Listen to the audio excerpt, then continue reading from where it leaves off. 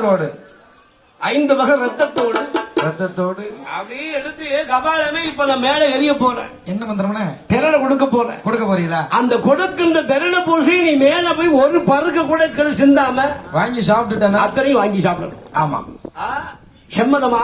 ரொம்ப செம்மதம். கண்டார் ஆண்டவனுடைய முன்னால் இருந்து அந்த பிரம்மனுடைய கபாலத்து முன்னால் வந்து தெய்வக்கணியான் அப்படி வட்டத்தால் போட்டு வட்ட தலப்பா கட்டி திருநீர் காப்பணிந்து அங்க தார் பாய்ச்சி விட்டுட்டீங்க. அத வட்டத்தார் சொன்னேன். வட்டத்தாரா? அப்படி வட்டத்தார் பாய்ச்சி வட்ட தலப்பா கட்டி அழகாக திருநீர் காப்பணிந்து சந்தன திலகமிட்டு குங்கும கொட்டிமிட்டு திருக்குமே சார் அது உண்டு. ஆமா, ஆண்டவன் அடியார் அல்லவா? அடியவன் அல்லவா? அப்படியே அண்டவா கைலாசவாடவா அப்பா நாகபாணி சுடலையாடி நாகபாணி சுடலையாடி ரொம்ப சொல்ல பரசுவாணி இது வெளிப்படுத்தக்கூடாது.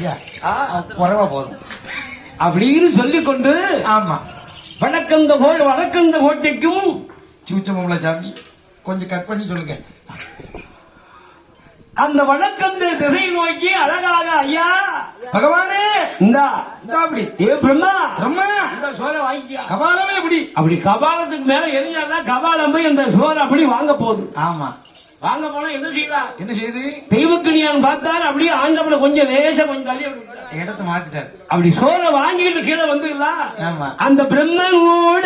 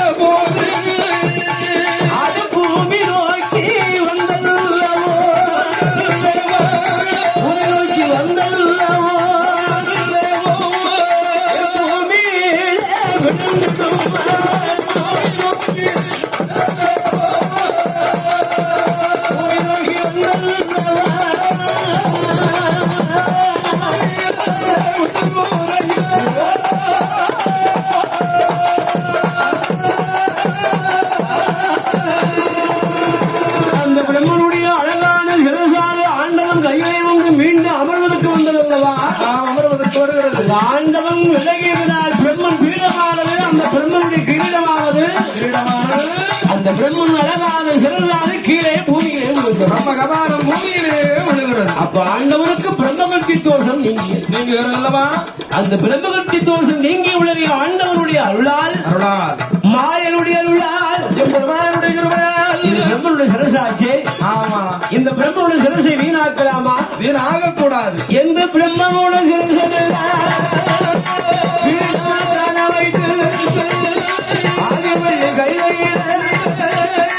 மணி மண்டபம் அந்த பீடமான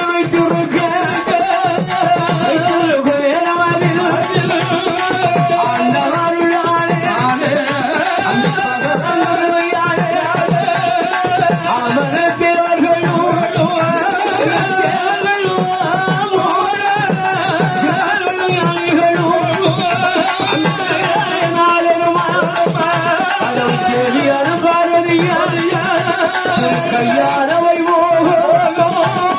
கண்முழ பார்க்க வேணும் சிவதாரிடம்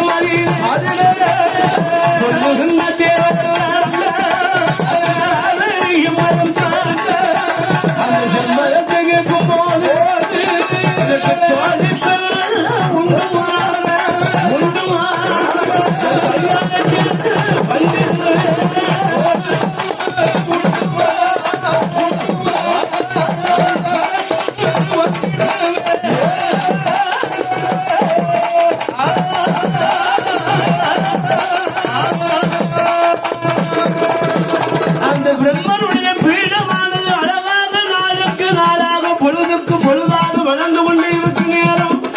வந்து கொண்டிருக்கும் நேரம் தேவாதி தேவர்கள் எல்லாம்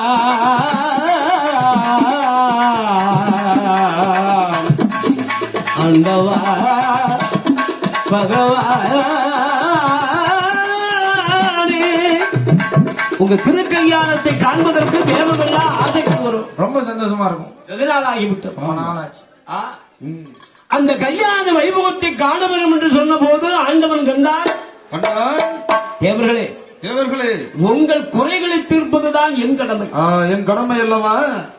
அடியாருடைய சரி, துயரங்களை தீர்ப்பதே வலியாருடைய இன்பம். இன்பம் இன்பம்.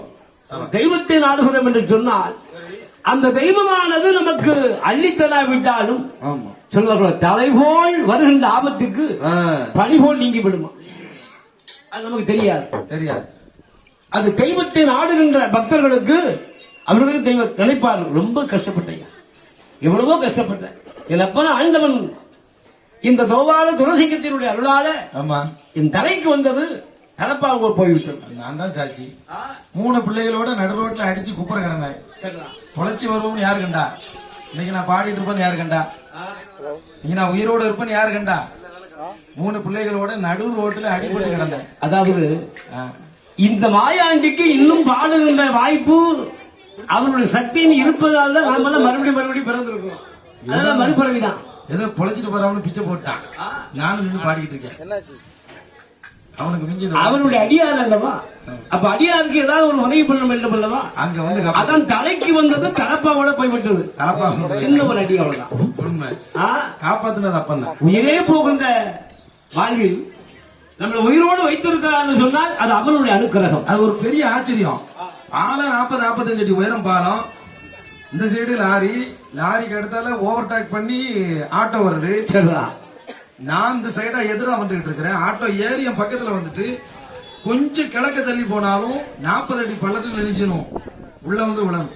ஒருவேளை ஆட்டோ தட்டி இந்த புறம் வந்தாலும் அவ்வளவு பெரிய டாரஸ் உள்ள போய் மாட்டி யாராவது ஒரு உயிர் போயிருக்கணும் கண்டிப்பா. ஆனா இந்த புறமும் கீழே விடாம அந்த புறமும் லாரிக்குள்ள போய் சிக்காம சரியா ஸ்ட்ரெயிட்டா 4 பேர் 1 by 1 அப்படி உருண்டு படுத்திருந்தோம். பெரிய ஆச்சரியம். அதான் இறைவனுடைய நமக்கு அனுக்கிரகம். அந்த ஒரு கணம் பதறாத ஒரு மனம் தந்தான் தெரியுமா? அதுக்கு நன்றி. பதறல என் பிள்ளைல, பயப்படாத, ஒண்ணுமில்ல, அப்பா மாயாண்டி இருக்கான், கவலைப்படாத, எந்திரி அப்படின்னு எந்திரிச்சான். அவள ஒருத்தன் கேட்டான், அப்பா நான் செத்துருவோம் அப்படின்னு. அது ஆண்டவனுடைய அனுக்கிரகத்தினால் அதை விட மாட்டார். அந்த ஒரு கணம் வாழ்க்கையில மறக்க முடியாது. கேட்டா அப்படியே கேட்டா எப்ப நான் செத்துருவேன் அப்படின்னா முட்டு பேந்த பிஞ்சு வந்துட்டு அதனால அப்பா அப்பா மாயாண்டி இருக்கேன், இதெல்லாம் ஒரு அடியல எந்திர அப்படின்னு சொல்லி வண்டியில தூக்கி வச்சுட்டு போயிட்டே இருந்துச்சு. அங்குதான் இருக்கிறார் தெய்வம். அதான் தெய்வம் வந்து நேருக்கு நேராக என்னைக்கு நமக்கு காட்சி கொடுத்துன்னு சொன்னா மனிதர்கள் விட மாட்டார்கள். கண்டிப்பா. வேற ஒண்ணு வந்தா ஒரு வட்ட செயலாளர் இருக்காரு, ஒரு கவுன்சிலர் இருக்காரு, அவர்கிட்ட போய் வயமக்க பையன் தெருவுக்கு ரோடு வேணும், தெருவுக்கு லைட் வேணும், தண்ணி வரல, பாதவசங்களை தோண்டணும் அப்படி சொல்லி அவங்க கம்ப்ளைண்ட் பண்ணிக்கிட்டே இருப்போம். ஆனா ஆண்டவன் பக்கத்துல இருந்தாருன்னா யாராவது சும்மா இருப்போமா? சாமி எனக்கு வீடு இல்ல, எனக்கு நகை இல்ல, ஆடம்பரமான வாழ்க்கையை, எனக்கு உடம்பு இல்ல, நம்ம தெம்பு இல்ல, ஏதாவது கேட்டுக்கிட்டே இருப்போம். இறைவன் கேட்டுக்கிட்டே தான் இருப்போம். அதான் இறைவன் என்பவன் மறைவாகத்தான் இருந்து நம்மளை காத்துக் கொண்டிருப்பார். இன்னும் வரைக்கும் வழி நடத்திக்கிட்டு இருக்கேன். காக்கும் தெய்வமாக, அந்த காக்கும் தெய்வமாக விளங்குகின்ற கடவுள் சிவபெருமானுக்கு பிரம்மத்தி தோஷத்தை நீக்கினாரே, ஆமா, அந்த தெய்வ கல்யாண அழகாக தருண பூஜை கொடுக்க அந்த தருண பூஜை பெற்று அழகாக ஆண்டவன் திருக்கல்யாணத்தை காண்பதற்கு எப்படி ஒரு சந்தோஷமாக இருக்கும், எவ்வளவு ஆனந்தம். அந்த கல்யாண வாசனை பார்க்கணும் அல்லவா, வேண்டும் அல்லவா? தேவர்களே, மூவர்களே, உங்க கல்யாண அழகாக என் கல்யாணத்தை நீங்க பார்ப்பது கொடுப்பது எனக்கு வேண்டும்.